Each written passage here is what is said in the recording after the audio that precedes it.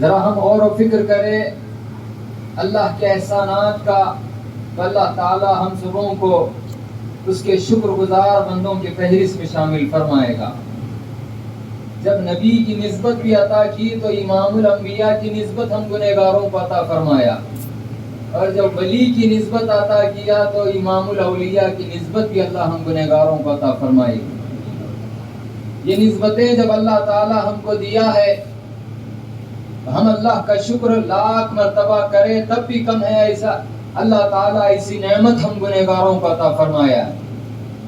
صرف اتنا ہی نہیں بلکہ اللہ تعالیٰ آج ہم کو ایسے پرفتن اور اس پرآشوب دور میں، ماحول میں، بدعقیدگی کے دور میں اللہ تعالیٰ صحیح العقیدہ علماء ربانیین کی صحبتیں بھی عطا فرمائی۔